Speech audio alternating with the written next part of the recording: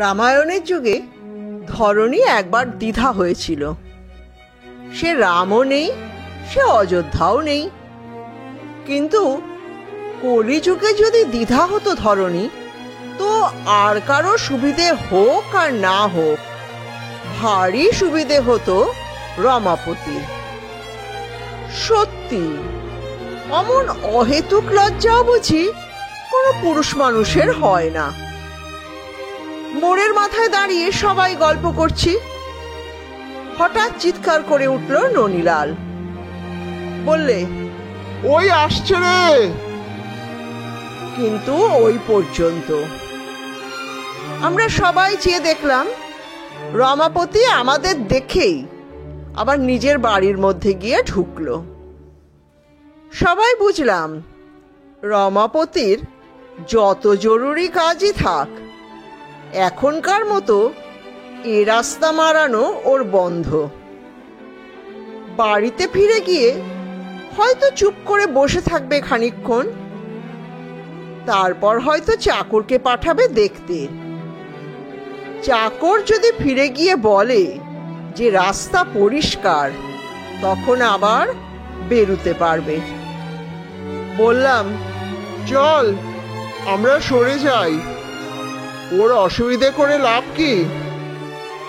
ননীলাল বললে, কেন সরতে যাব? এ রাস্তা কি ওর?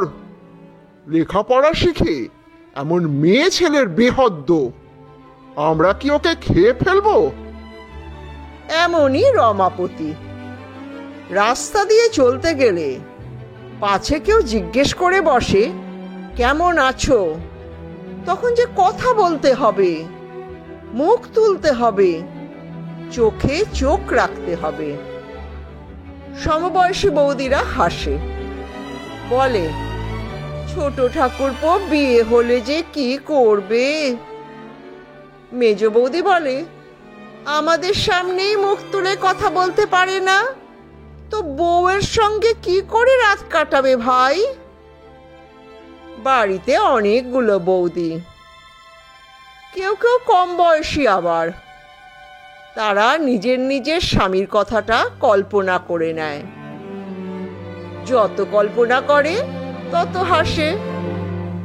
অন্য সব ভাইরা সহজ স্বাভাবিক মানুষ, ব্যতিক্রম শুধু রমাপতি। শুনতে পাই, বাড়িতেও রমাপতি নিজের নির্দিষ্ট ঘরটার মধ্যে আবদ্ধ থাকে। ঘরের মধ্যে বসে কি করে কারো জানবার কথা নয়।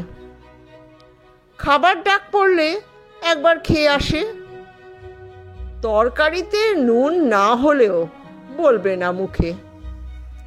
জলের গ্লাস দিতে ভুল হলেও চেয়ে নেবে না। পৃথিবীকে এড়িয়ে চলতে পারলেই যেন ভালো। একদিন হঠাৎ বাড়ি আসার পথে দূর থেকে দেখতে পাই, হয়তো রমাপতি হেঁটে আসছে, সোজা ট্রাম রাস্তার দিকেই আসছে। তারপর আমাকে দেখতে পেয়েই পাশের গলির ভেতর ঢুকে পড়ল। 5 মিনিটের রাস্তাটা ত্যাগ করে 15 মিনিটের গলিপথ দিয়েই উঠবে ট্রাম রাস্তায়। কিন্তু তবু অতর্কিতেও তো দেখা হওয়া সম্ভব। গলির বাঁকেই যদি দেখা হয়ে যায় কোনো চেনা লোকের সঙ্গে, হয়তো মুখোমুখি এসে দাঁড়িয়ে পড়লেন পাড়ার প্রবীণতম লোক, জিজ্ঞেস করে বসলেন, এই যে রমাপতি, তোমার বাবা বাড়ি আছেন নাকি? নির্দোষ নির্বিরোধ প্রশ্ন। আততায়ী নয় যে ভয়ে আঁতকে উঠতে হবে, পাওনাদার নয় যে মিথ্যে বলার প্রয়োজন হবে। একটা হাঁ বা না, তাও বলতে রমাপতির মাথা নিচু হয়ে আসে, কান লাল হয়ে ওঠে, কপালে ঘাম ঝরে। সে এক মর্মান্তিক যন্ত্রণা যেন। তারপর সেখান থেকে এমন ভাবে সরে পড়ে যেন মহা বিপদের হাত থেকে পরিত্রাণ পেয়ে গেছে। ছোটবেলায় রমাপতি একবার কেঁদে ফেলেছিল। তা ননীলালেরই দোষ সেটা। একা একা রমাপতি চলেছিল কালীঘাট স্টেশনের দিকে। ওদিকটা এমনিতেই নিরিবিলি, বিকেলবেলা ট্রেন থাকে না। চারিদিকে যত দূর চাও কেবল ধুধু ফাঁকা। বড় প্রিয় স্থান ছিল ওটা রমাপতির। আমরা জানতাম না তা। দল বেঁধে আমরাও ওদিকে গেছি। ধূমপানের হাতেখড়ির পক্ষে জায়গাটা আদর্শ স্থানীয়। হঠাৎ নজরে পড়েছে সকলের আগে বিশ্বনাথের। বললে, আরে রমাপতি না? সকলে সত্যিই অবাক হয়ে দেখলাম দূরে রেল লাইনের পাশের রাস্তা ধরে একা একা চলেছে রমাপতি। আমাদের দিকে পেছন ফেরা, দেখতে পায়নি আমাদের। দুষ্টবুদ্ধি মাথায় চাপলো ননীলালের। বললে, দাঁড়া, এক কাজ করি, ওর কাছা খুলে দিয়ে আসি। যে কথা সেই কাজ। তখন কম বয়স সকলের। একটা নিষিদ্ধ কাজ করতে পারার উল্লাসে সবাই উন্মত্ত। ননীলালের উপস্থিতি টের পায়নি রমাপতি। ননীলালের রসিকতার সিদ্ধিতে সবাই মাঠ কাঁপিয়ে হো হো করে হেসে উঠেছি।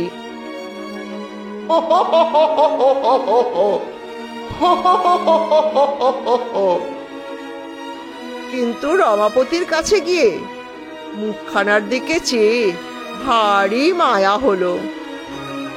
রমাপতি হাউ হাউ করে কাঁদছে। সে গল্প বিয়ের পর প্রমীলার কাছেও করেছি। প্রমীলা বলে, আহা বেচারা, তোমরাই ওকে অমনি করে তুলেছ। সেদিন প্রমীলা বললে, ওই বুঝি তোমাদের রমাপতি, এসো এসো, দেখো, দেখে যাও। বললাম, ওকে তুমি চিনলে কি করে? প্রমীলা বললে, ও না হয়ে যায় না। আমি বারান্দায় দাঁড়িয়ে আছি, একবার মুখ তুলে পর্যন্ত চাইলে না ওপর দিকে। ও বয়সে এমন দেখা যায় না তো। বারান্দার কাছে গিয়ে দেখি সত্যি ঠিকই চিনেছে, রমাপতি বটে। বললাম, সরে এসো, নইলে মূর্ছা যাবে এখনই।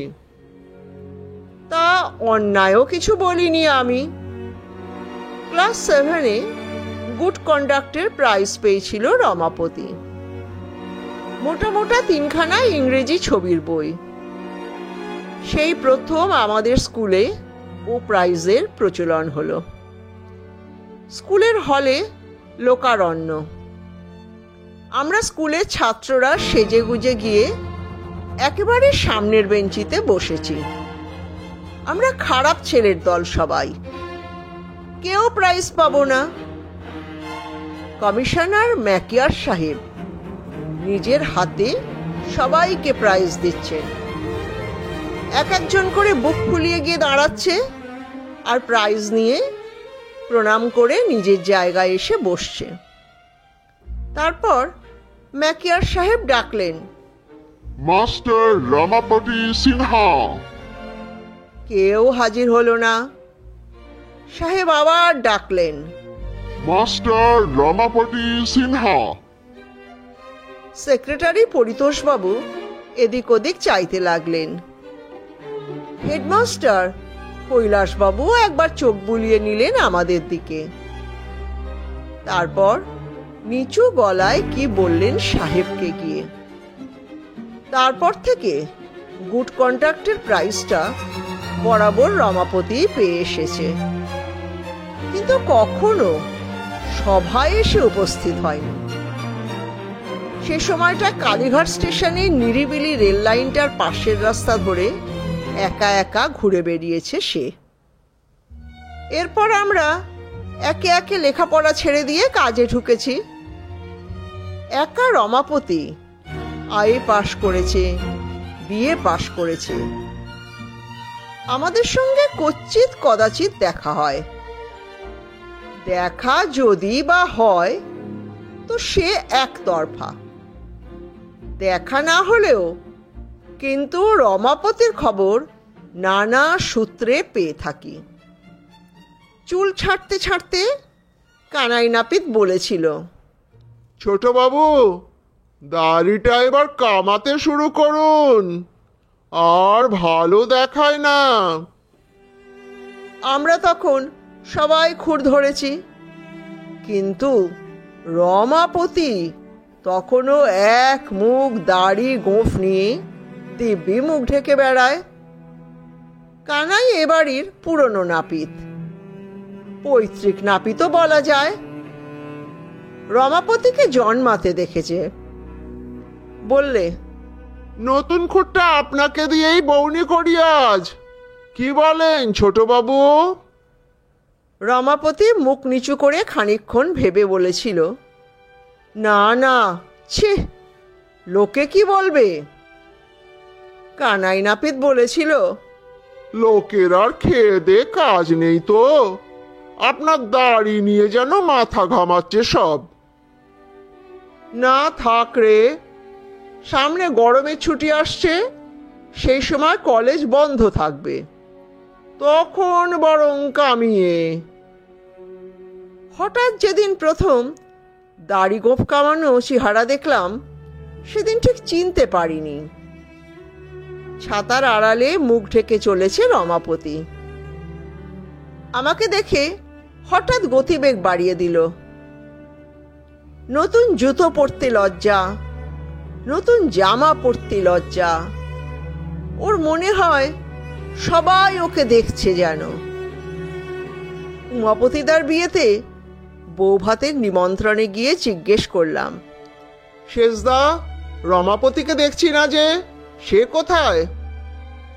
শেষদা বললে, সে তো সকালবেলা খেয়ে দিয়ে বেরিয়েছে বাড়ি থেকে। সব লোকজন বিদে হলে রাত্রিরের দিকে বাড়ি ঢুকবে। এ পাড়ায় মেয়েরা পরস্পরের বাড়ি বেড়াতে যাওয়ার অভ্যাসটা রেখেছে। যেদিন দুপুরবেলা কেউ এলো বাড়িতে, রমাপতি বাইরের সিঁড়ি দিয়ে টিপি টিপি পায়ে বেরিয়ে পড়ল রাস্তায়। রাস্তায় বেরিয়ে কোনো রকমের ট্রামে বাসে উঠে পড়তে পারলেই আর ভয় নেই। সব অচেনা লোক, অচেনা লোকের কাছে বিশেষ লজ্জা নেই তার। বড় যদুপতির শ্বশুর এ বাড়িতে কাজে কর্মে ছাড়া বড় একটা আসেন না। মেজ উষাপতির শ্বশুর মশাই মারা গেছেন বিয়ের আগে। সেজ ভাই উমাপতিদার শ্বশুর নতুন। মেয়ে এখানে থাকলে রবিবার রবিবার দেখতে আসেন। তিনি আবার একটু বেশি কথা বলেন। বাড়ির সকলকে ডাকা চাই, সকলের সঙ্গে কথা কওয়া চাই, সকলের খোঁজ খবর নেওয়া চাই। মেয়েকে বলেন, হ্যাঁ রে, তোর ছোট দেওরকে তো কখনো দেখতে পাই না, এতদিন ধরে আসছি। মেয়ে বলে, ছোট ঠাকুরপোর কথা বলো না বাবা, তুমি রবিবারে আসবে শুনলে সকালবেলায় সেই যে বেরিয়ে গেছে বাইরে, আর আসবে সেই দুপুরবেলা 12টার সময়। তাও বাড়ির বাইরে থেকে যদি বুঝতে পারে তুমি চলে গেছো, তবে ঢুকবে, নইলে 1 ঘন্টা পরে আবার আসবে। উমাপতিদার শ্বশুর হাসেন, বলেন, কেন রে, আমি কি করলাম তার? মেয়ে বলে, তুমি তো তুমি, বাড়ির লোকের সঙ্গে কখনো কথা বলতে শুনিনি। ছোট ঠাকুরপো বাড়িতে থাকলেই টেরই পাওয়া যায় না ঘরে আছে কি নেই। উমাপতির শ্বশুর কি ভাবেন কে জানে, কিন্তু এ বাড়ির লোকের কাছে এ ব্যাপার গা সওয়া। মা বলেন, তোমরা কিছু ভেবো না বৌমা, রমা আমার ওই রকম, আমার সঙ্গেই লজ্জায় বলে কথা বলে না। কথাটা অবিশ্বাস্য হলেও একেবারে মিথ্যে নয়। স্বর্ণময়ীর সেবার ভীষণ অসুখ হয়েছিল। ছেলেরা রাতের পর রাত জেগে মায়ের সেবা করতে লাগলো। বউদেরও বিশ্রাম নেই। ডাক্তারের পর ডাক্তার আসে, ইঞ্জেকশন, ওষুধ, বরফ, অনেক কিছু। একটু সেরে উঠে স্বর্ণময়ী চারিদিকে চেয়ে দেখলেন। বললেন, রমা কোথায়? রমাপতি তখন ঘরে বসে বই পড়ছিল, দরজা ভেজিয়ে দিয়ে। বরদা একেবারে ঘরে ঢুকে বললেন, মার এত বড় একটা অসুখ গেল, আর তুমি একবার দেখতে গেলে না? দাদার কথায় রমাপতি অবশ্য গেল দেখতে মাকে। রোগীর ঘরে তখন বাড়ির লোক, আত্মীয় স্বজনে পরিপূর্ণ। রমাপতি কিন্তু কিছুই করল না, কিছু কথাও বেরোলো না তার মুখ দিয়ে। চুপচাপ গিয়ে খানিকক্ষণ সকলের পেছনে দাঁড়ালো সসংকোচে। তারপর কেউ দেখে ফেলবার আগেই পালিয়ে এসেছে আবার নিজের ঘরে। স্বর্ণময়ীর সে কথা এখনো মনে আছে। বলেন, তোমরা ভাবো ওর বুঝি মায়া দয়া কিছু নেই? আছে বৌমা। সেদিন নিজের চোখে দেখলাম যে দোতলার বারান্দায় মেজ বৌমার ছেলে ঘুমোচ্ছিল, কেউ কোথাও নেই। রমু আমার দেখি ছেলের গাল টিপে দিচ্ছে, মুখময় চুমু খাচ্ছে। সে যে কি আদর, কি বলবো তোমাদের। রমু যে আমার ছেলে পিলেদের অমন আদর করতে পারে, আমি তো দেখে অবাক। তারপর হঠাৎ আমায় দেখে ফেলতেই আস্তে আস্তে নিজের ঘরে চলে গেল। প্রতিবেশীরা বেড়াতে এসে বলে, তোমার ছোট ছেলের বিয়ে দেবে না দিদি? স্বর্ণময়ী বলেন, রমুর বিয়ের কথা ভাবলেই হাসি পায় মা। ও আবার সংসার করবে, ছেলে পিলে হবে। যার কাছা খুলে যায় দিনে 10 বার, তরকারিতে নুন না হলে বলবে না মুখ ফুটে। 1 গ্লাস জল পর্যন্ত চেয়ে খাবে না। একবারের বদলে 2 বার ভাত চেয়ে নেবে না। তা এই হলো রমাপতি, রমাপতির সিংহ। একে নিয়েই আমাদের গল্প। আমার এক আত্মীয় একদিন টেলিফোনে ডেকে পাঠালেন বাড়িতে। বললেন, তোমাদের পাড়ায় রমাপতি সিংহ বলে কোনো ছেলেকে চেনো? বললাম, চিনি, কিন্তু কেন? তিনি বললেন, ছেলেটি কেমন? আমার রেবার সঙ্গে মানাবে? রেবাকে চিনতাম। আয়েতে 10 টাকার স্কলারশিপ পেয়েছিল, 3rd ইয়ারে পড়ছে। বেশ স্মার্ট মেয়ে। বাবার কাছে মোটর চালানো শিখে নিয়েছে। অটোগ্রাফের খাতায় জওহরলাল নেহেরু থেকে শুরু করে কোনো লোকের সই আর বাদ নেই। নিজে ক্যামেরায় ছবি তোলে। ভায়োলিন বাজিয়ে মেডেল পেয়েছে কলেজের মিউজিক কম্পিটিশনে। মোট কথা, যাকে বলে কালচার্ড। আমি সেদিন সম্মতি দিলে বোধহয় বিয়েটা হয়েই যেত। পাত্র হিসেবে রমাপতি খারাপই বা কি? নিজে শিক্ষিত, কলকাতায় নিজেদের 3খানা বাড়ি, সংসারে ঝামেলা নেই কিছু। বোনেদেরও সকলের বিয়ে হয়ে গেছে। 4 ভাই বেশ উপার্জনক্ষম। ভাইদের মধ্যে মিলও খুব। রেবার মা বলেছিলেন, কিন্তু কেন যে তুমি আপত্তি করছো বাবা? বুঝতে পারছি না। আমি বলেছিলাম, রেবাকেই জিজ্ঞেস করে দেখুন। এসব শুনেও যদি মত দেয় তো। কিন্তু রেবাই নাকি শেষ পর্যন্ত মত দেয়নি। আজ ভাবছি সেদিন সম্মতি দিলেই হয়তো ভালো করতাম। শেষ পর্যন্ত রেবার বিয়ে হয়েছিল এক বিলেত ফেরত অফিসারের সঙ্গে।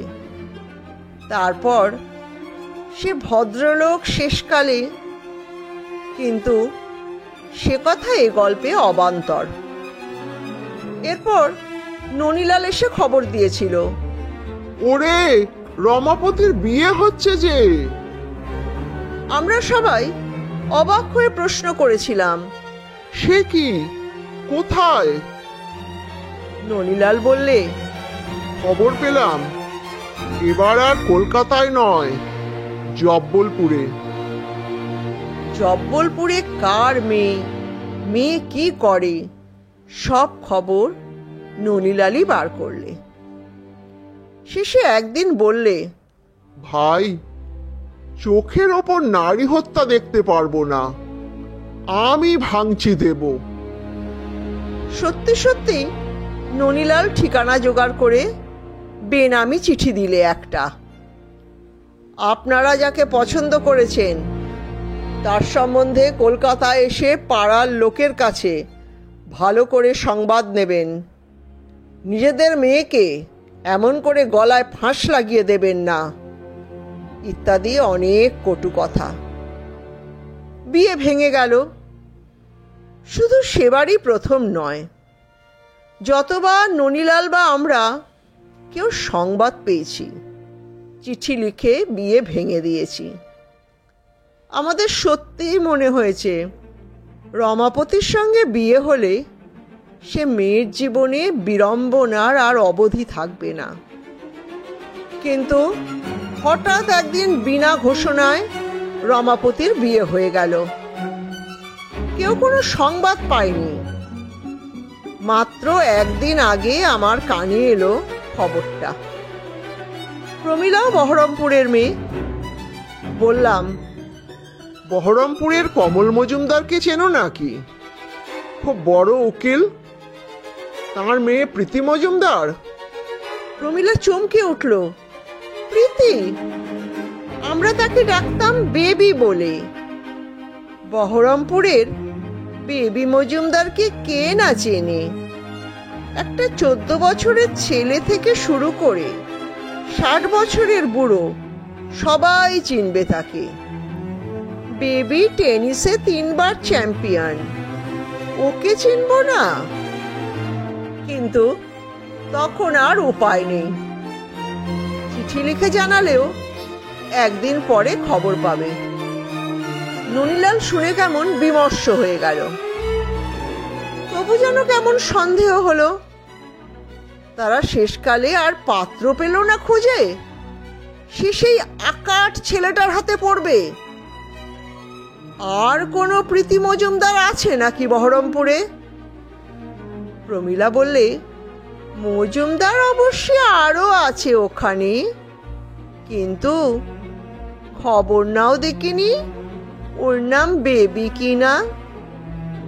তখন আর খবর নেবারই বা সময় কোথায়। প্রমীলাও যেন বিমর্ষ হয়ে গেল। বলল, বেবির সঙ্গে বিয়ে হবে শেষকালে তোমাদের রমাপতির? সে যে ভারী খুঁতখুঁতে মেয়ে, গোঁফওয়ালা ছেলেদের মোটে দেখতে পারতো না। ওর প্রাইভেট টিউটর ছিল বদ্রীনাথ বাবু, তাকেই ছাড়িয়ে দিলে।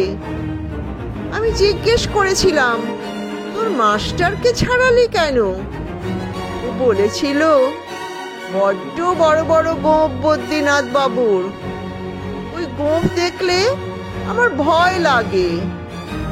তা তুমিও তো তাকে দেখেছো। বললাম, কোথায়? কেন? সেই যে বাসর ঘরে। বাসর ঘরে কত মেয়ে এসেছিল, সকলকে মনে থাকার কথা নয় আর। তবু মনে করতে চেষ্টা করলাম।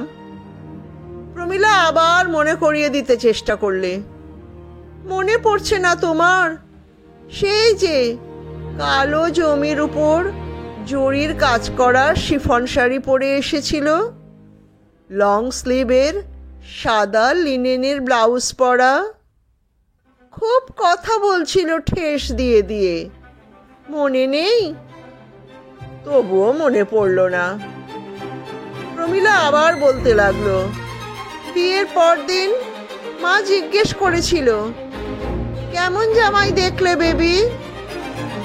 বেবি বলেছিল, ভালো। কিন্তু আমাকে বলেছিল, তোর বর ভালোই হয়েছে মিলি, কিন্তু আর একটু লম্বা হলে ভালো হতো। যে মেয়ে এত খুঁতখুঁতে, তার সঙ্গে রমাপতির কিছুতেই বিয়ে হতে পারে না। প্রমীলাও সন্দেহ প্রকাশ করল, না না, সে মেয়ে হতেই পারে না, অন্য কোনো প্রীতি মজুমদার হবে দেখো। কখন বিয়ে করতে গেল রমাপতি কেউ জানতেও পারল না। ভোরের ট্রেন, রাত থাকতে থাকতে উঠে একজন পুরুত আর 2-4 আত্মীয় স্বজনকে নিয়ে দলবল বেরিয়ে গেছে। বউ যখন এলো তখনও বেশ রাত হয়েছে। অনেকেই তখন খেয়ে দিয়ে শুয়ে পড়বার ব্যবস্থা করছে।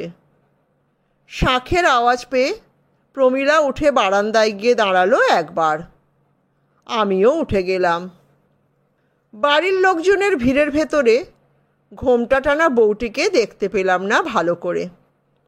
আর রমাপতিও যেন টোপরের আড়ালে নিজেকে গোপন করে ফেলতে চেষ্টা করছে। মনে হলো লজ্জায় চোখ দুটো বুজিয়ে রেখেছে। কোনো রকমে এত দূর এসেছে সে বরবেশে, কিন্তু পাড়া চেনা লোকের ভিড়ের মধ্যে সে যেন মর্মান্তিক যন্ত্রণা অনুভব করছে। আমাদের বাড়ি থেকে একা আমারই নিমন্ত্রণ ছিল। অনেক রাত্রে খাওয়া দাওয়ার পর বাড়ি ফিরতেই প্রমীলা ধরলে, কেমন বউ দেখলে? আমাদের বেবি নাকি? বললাম, কি জানি, চিনতে পারলাম না, কিন্তু যার বিয়ে তারই দেখা পেলাম না। সে কি? সে যে কোথায় লুকিয়ে লুকিয়ে বেড়াচ্ছে। অনেক চেষ্টা করলাম দেখতে, কিছুতেই দেখা পেলাম না। পরদিন সেই কথাই আলোচনা হলো। ননীলালকে জিজ্ঞেস করলাম, বউ দেখলি রমাপতির? ননীলাল যেন কেমন গম্ভীর গম্ভীর বললে, বউটার কপালে দুঃখ আছে রে ভাই, বেচারি ওর হাতে পড়ে মারা যাবে দেখিস। জিজ্ঞেস করলাম, রমাপতিকে দেখলি কাল? কেউ দেখতে পায়নি। সমস্ত লোকজন আত্মীয় স্বজনের দৃষ্টি থেকে সরে গিয়ে কোথায় যে লুকিয়ে রইল রমাপতি, সেই এক সমস্যা। বিশ্বনাথ বলল, সেও দেখেনি। কিন্তু কনক বললে, আমি দেখেছি। কোথায়? দেখলাম মিষ্টির ভাঁড়ারে গেঞ্জি গায়ে ওর পিসির কাছে তক্তপোষের ওপর বসে রয়েছে। জানলার ফাঁক দিয়ে দেখতে পেলাম। আমাকে দেখে মুখ ফিরিয়ে নিলে। কানাই নাপিতকে চেপে ধরলাম। সে বরের সঙ্গে গিয়েছিল। সে তো হেসে বাঁচে না, বলে, ছোট বাবুর কাণ্ড দেখে সবাই অবাক সেখানে। সে কি রে? এগে সবাই বলে বর বোবা নাকি। বোনের বাড়ির ছেলেমেয়েরা খুব নাকাল করেছেন ছোট বাবুকে সারা রাত। মাঝরাতে বাসর ঘর থেকে বেরিয়ে এসে ছোটবাবু আমার কাছে হাজির। আমি ছাতের এক কোণে ঘুমুচ্ছিলাম। ছোটবাবু চোপর রাত সেই ছাতে বসে কাটাবে আমার কাছে।